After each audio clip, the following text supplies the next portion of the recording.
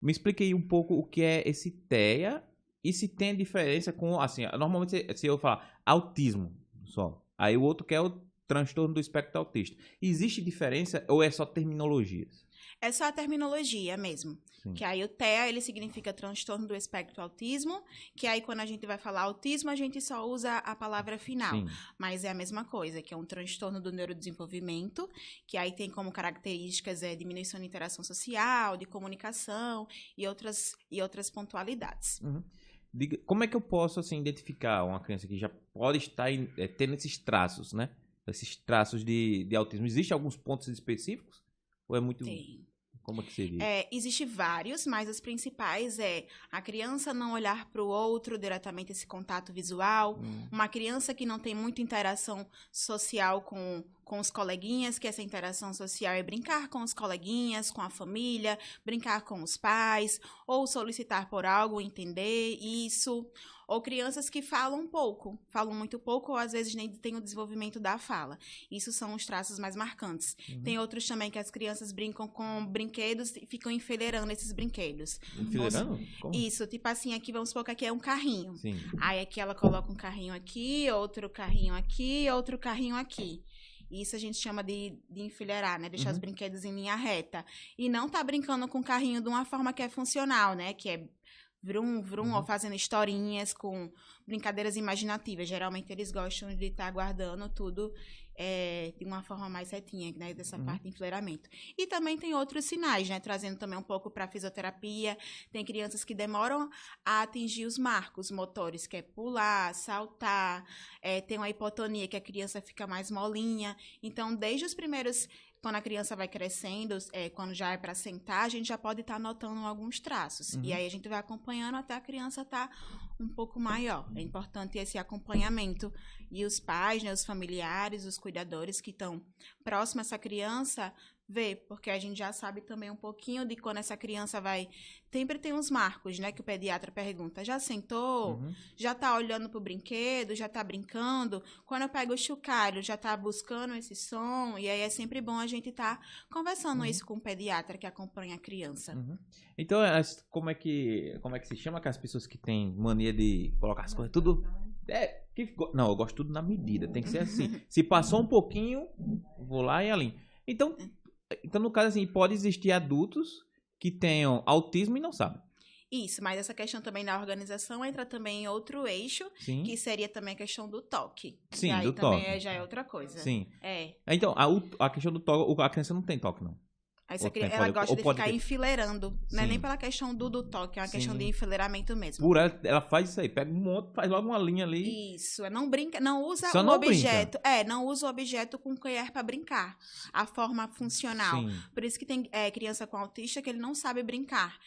Quando a gente fala que a criança tá com brinquedo, crianças de forma em geral, que ele não tá usando o brinquedo na maneira adequada, ele não tá brincando, ele só tá manipulando o item. Tá só pegando, ele não tá brincando. Se eu pego uma boneca e deixo só ela ali sem usar as funções que é da boneca, que é o brincar imaginativo, um carrinho, ele não tá brincando. Então, ele tem um déficit nesse brincar. Esse brincar social, eu brincar com você, respeitar o seu momento de brincadeira e tudo isso. Então, isso é importante. Porque os pais podem ter filhos com essas características e nem... Pensa que é normal. Isso, pensa que é normal. Né? Ou às vezes pensa que não... deixa ele não quer brincar com coleguinha. Sim. Então, dito isso, me diga como é que está hoje como é que eu posso dizer? Deixa eu lembrar aqui um nome bem específico. Bem simples. A forma de educação, para que as pessoas conheçam um pouco mais sobre o autismo. Como é que está essa divulgação? O que é que você acha? Estão sabendo mais? Ainda está faltando... mais um pouco de divulgação ou não? Como é que... Eu acho que ainda falta mais de divulgação mesmo. A gente avançou muito, né, comparado ao que era antigamente. Há uns aninhos atrás, há uns 40 anos atrás, se a gente for parar para pensar, as crianças com autistas ou adolescentes, eles eram amarrados em casa. Era mesmo? Nos hospitais psiquiátricos, eles usavam camisa de força. Então, a população não tinha tanto conhecimento sobre o autismo, porque essas pessoas que tinham diagnóstico, elas eram ficadas dentro do hospital, né?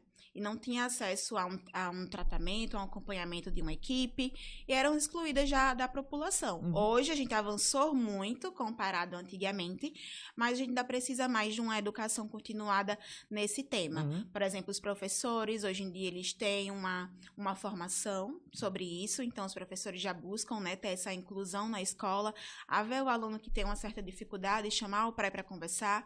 Antigamente não existia tanto, hoje a gente já tem. Hoje a gente tem acompanhamentos na escola de terapeutas que acompanham as crianças. Hoje temos também, o ano passado, a caderneta da saúde da criança foi alterada, teve uma atualização em 2021, que foi incluso o MChat, que é um checklist, que tem alguns traços que a mãe ela pode ir sempre acompanhando nas consultas que tem com o pediatra, que acompanha seu filho, e ele está fazendo esse rastreio, se a criança está tendo esse desenvolvimento ou esse atraso. Sim. Então, hoje a gente já consegue ver na caderneta de saúde, hoje a gente tem profissionais qualificados da área, a gente tem mais professores também, que é um ponto muito importante, e os professores também das escolas, tanto particulares como das escolas públicas, também estar ciente disso para a gente chegar para o pai, para a mãe e dar esse feedback.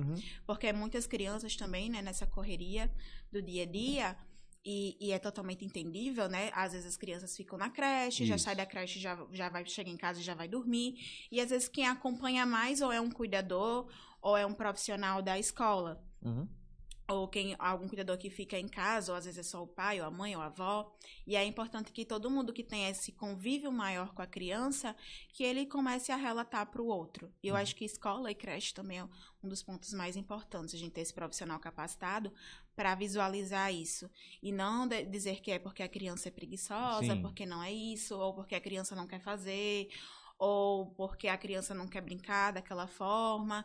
É a gente acolher mesmo e entender que aquela característica pode ser algo. Então, a gente é melhor investigar, né? É melhor pecar pelo excesso. Quando o pai ele tem desconfiança, existe um primeiro profissional que ele deve procurar? O médico. Ou, no caso, o médico. Isso. Certo. Porque aí ele faz a avaliação com o médico e aí ou ele pode procurar um psicólogo. Sim. E esse psicólogo, porque às vezes ele procura o psicólogo por uma questão, também tem outras pontualidades, né? Acho que é outra coisa. Mas pode procurar o psicólogo, e do psicólogo, o psicólogo vai fazer encaminhamento pro médico. E aí o médico também faz o seu diagnóstico, começa a fazer sua pesquisa, fazer sua avaliação, né? Fazer sua triagem. Mas é mais importante também que, além do médico e o psicólogo, ele procure outros profissionais, como o fisioterapeuta ocupacional, o fono. O médico, às vezes, ele já pode encaminhar para essa equipe avaliar os marcos de cada área, mas se o médico não encaminhar, eu acho importante o pai, a mãe, os responsáveis, procurar esses outros profissionais também.